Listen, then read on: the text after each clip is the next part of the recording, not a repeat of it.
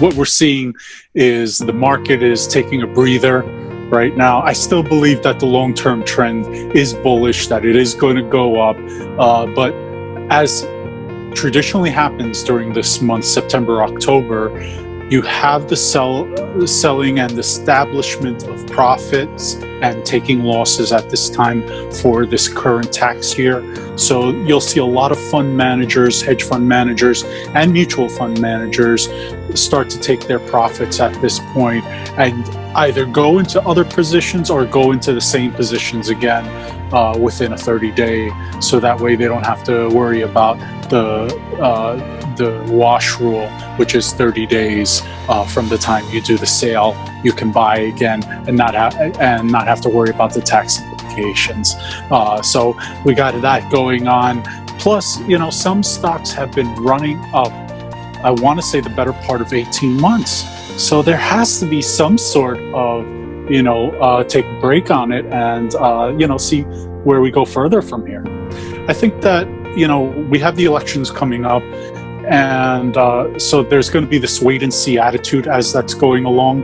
But at the same time, we have to stay pendant on everything that's going on in the international news, in the portfolios.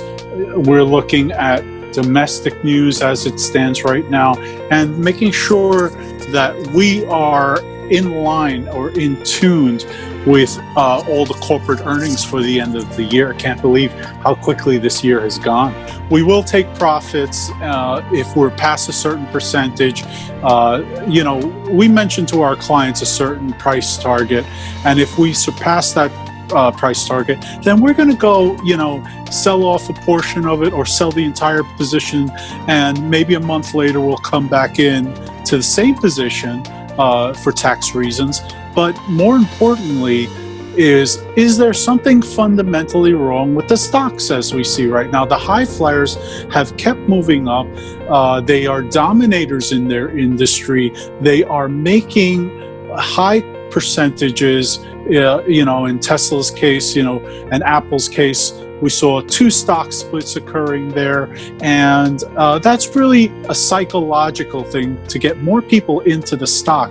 And I wouldn't be surprised if there's further room for expansion and growth with both those companies, along with the tech sector. But yes, there will be pullbacks, there will be movement on the downside, and that could be a span of 2 to 3 weeks, or it could just be 1 week. Last year, traditionally, it's usually October we see it, and we didn't see that at all last year. So it's something we're staying on top of, and to make sure that we're protecting our clients in that sense.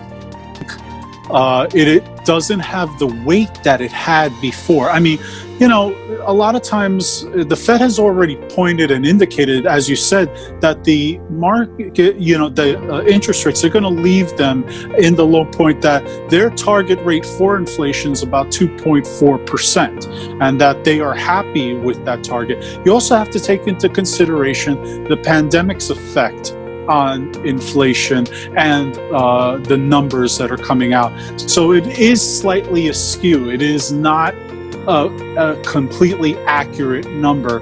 However, it is still relevant and still weighs down on certain sectors in terms of how those sectors will proceed, especially with the jobs that are going on right now. I still believe that there is room for expansion. However, as you mentioned, there is going to be that pullback. There is going to be that certain sectors that have been high flying are going to pull back, and people are going to take profits, and there will be a trend downward. However, I believe that's going to be short term, and I don't see that as a long-term trend. From here on to the end of the year, we're starting to see some sectors of the economy. They had talked about a V-shaped recovery, and in some sectors, we're going to start seeing that. But I had mentioned across the board that I was looking for something in beginning 2021, and I pushed it back a little bit further to second quarter 2021. So that's kind of where I see it happening, where we're starting to see that long trend going up.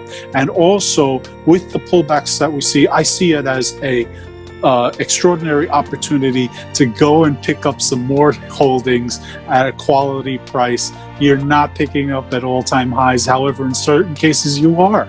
But who's to say that those numbers aren't, I mean, I hear it all the time. I've been hearing it for 25 years. Sometimes the stocks stay where they will stay, but if you have a good solid foundation and we have this low rate, low inflation environment, other sectors will spur and they're just going to go up. So there is a lot of room there for improvement.